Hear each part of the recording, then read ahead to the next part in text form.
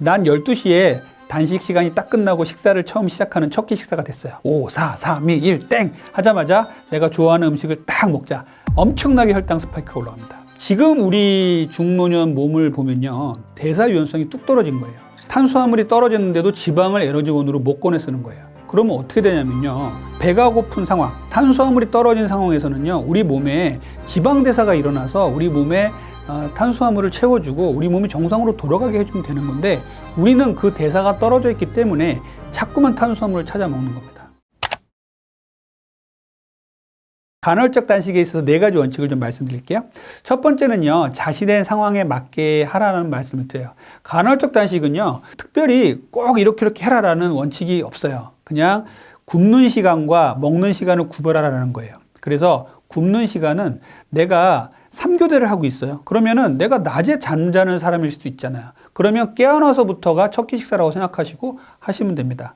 그리고 이제 밤에 나는 올빼미형 인간이야. 그럼 밤 12시, 1시까지 깨어있는 사람도 있고요. 이런 사람들은 좀 저녁을 좀 늦게 드시고 아침을 굶을 수 있겠죠. 그리고 나는 아침형 인간이야. 그러면 저녁에 좀 일찍 자고 저녁을 일찍 먹고 아침을 꼭 먹어야 되는 이런 사람도 있겠죠. 그래서 자기의 상황에 맞게 하는 게 좋아요. 하지만 밤에 깜깜할 때를 이용해서 공복 시간을 만드는 게 가장 좋다. 이런 말씀을 좀 드리고요.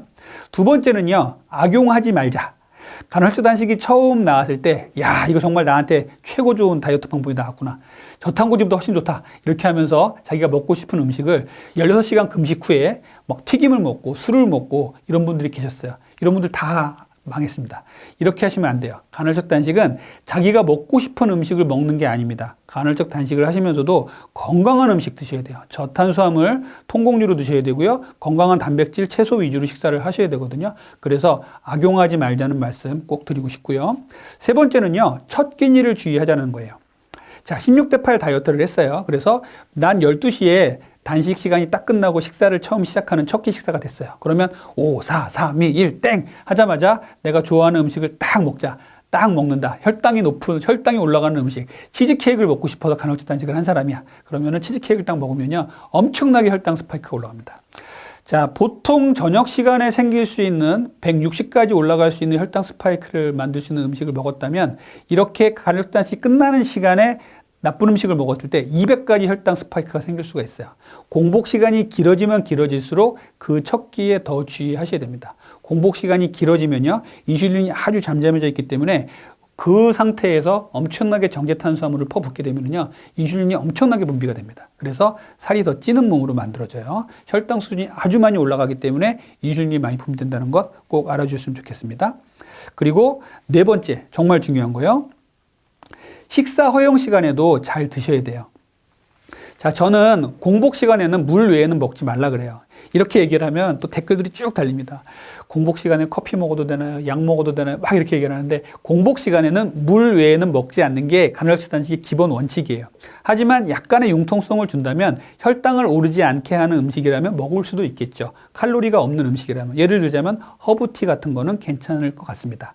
그런데 물 외에는 따로 먹지 않는다라는 원칙을 딱 세워두세요. 그러고서 12시간을 딱 내가 굶었는데 12시간 이후에 음식을 먹을 때는 정말 풍부한 단백질과 채소 위주로 식사를 하세요. 그리고 좋은 통곡류와 양질의 지방으로 식사를 하셔야 됩니다. 이렇게 해야 내 몸이 제대로 돌아가는, 제대로 작동하는 몸이 됩니다. 자, 우리가 건강이 망가지고 대사증후군이 생길 때 우리 몸 깊숙한 곳에서는 무슨 일이 생기고 있을까요? 생각해 보면은요, 대사증후군이라는 얘기 요즘 많이 들으셨죠? 고혈압, 당뇨병, 고지혈증, 지방간 이런 거에 깊숙한 곳에는요, 비만이 있어요. 대사증후군 속에는 비만이 항상 있고요. 비만을 일으키게 하는 데는요, 인슐린 저항성이 있습니다. 인슐린이 몸에서 많이 나오게 만드는데 몸에서 인슐린을 쓰지를 못하는 거예요. 불필요한 인슐린들은 거의 지방만 축적하는 역할을 하고 끝나버리는 이러한 것들이 몸이 반복을 하다 보면 나이가 들면서 인슐린 저항성이 점점 더 심해지면 이제 당뇨가 오게 되는 것이죠. 그래서 이 대사증후군 속에는 비만과 인슐린 저항성이 있다. 또 그 속에 뭐가 있냐면요. 대사유연성이라는 게 있어요. 대사유연성은 뭐냐면요. 우리 몸이 젊었을 때 한번 생각해 보세요. 젊었을 때는 우리가 음식이 있으면 먹고 음식이 없으면 좀 굶을 수도 있고 그리고 막 뛰다가도 충분히 쉴 수도 있고 쉬다가도 막 뛸 수도 있고 이런 몸이었잖아요. 그런데 지금 우리 중노년 몸을 보면요. 대사유연성이 뚝 떨어진 거예요. 탄수화물이 있을 때는 탄수화물을 에너지원으로 쓰고요. 탄수화물이 없을 때는 지방을 에너지원으로 쓰는 몸이 좋은 몸입니다. 대사 유연성이 활발한 몸입니다. 그런데 대사 유연성이 떨어지면 어떻게 되냐면요. 탄수화물이 있을 때는 탄수화물을 에너지원으로 못 쓰고, 탄수화물이 떨어졌는데도 지방을 에너지원으로 못 꺼내 쓰는 거예요. 그러면 어떻게 되냐면요. 탄수화물이 외부에서 안 들어오는 시간이 됐어요. 정제 탄수화물을 먹고 아침에 일찍 먹고 나갔는데 11시 정도가 됐는데 갑자기 배가 고파요. 이거는 뭐냐면 배가 고플 이유가 없어요. 정상적으로 따져보면요. 배가 고픈 상황, 탄수화물이 떨어진 상황에서는요, 우리 몸에 지방대사가 일어나서 우리 몸에 탄수화물을 채워주고 우리 몸이 정상으로 돌아가게 해주면 되는 건데, 우리는 그 대사가 떨어져 있기 때문에 자꾸만 탄수화물을 찾아 먹는 겁니다. 그래서 이렇게 대사가 떨어지는 몸이 되는 게 우리가 다이어트도 안 되는 몸이 되는 것이고, 우리 건강을 망치는 몸이 되는 것이에요. 그러면 어떤 것이 있겠어요? 지금 제가 바로 말씀드렸듯이 단맛이 계속 땡기고요. 그 다음에 단맛 나는 음식을 먹었다가 조금만 지나면 또 배가 고프고요. 이 배가 고플 때는 그냥 천천히 배가 고파서 뭐를 준비할 시간을 주는 게 아니에요. 갑작스럽게 배가 고픕니다. 그리고 이러한 배가 고플 때 먹는 음식들이 주로 탄수화물들을 먹기 때문에 고스란히 내장 지방으로 쌓이겠죠. 배가 나오기 시작합니다. 그리고 피부도 탄력이 떨어지고요. 주름도 생길 수 있고요.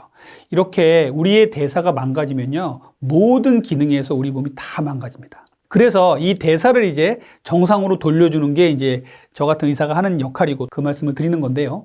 대사를 정상으로 만들었을 때 이제 다이어트도 하고 운동도 하세요 해가지고 식사요법도 가르쳐 드리고 해서 내 몸이 정상으로 돌아오는 것들을 보여주는 경우가 있어요.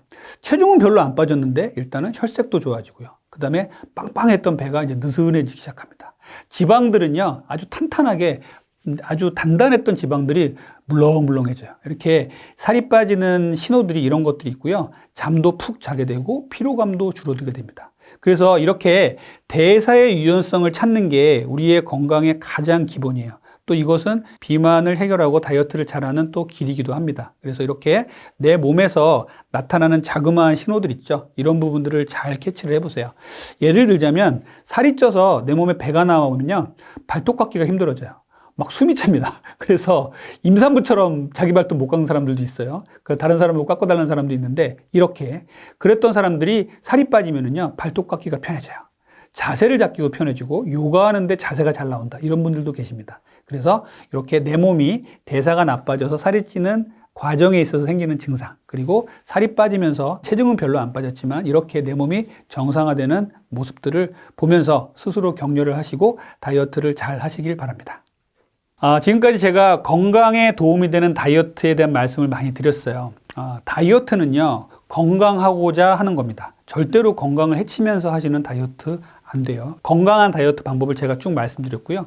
더 많은 건강한 다이어트 방법은요, 제 유튜브 닥터리 TV에 놀러와 주시면 더 많이 알려드리도록 하겠습니다.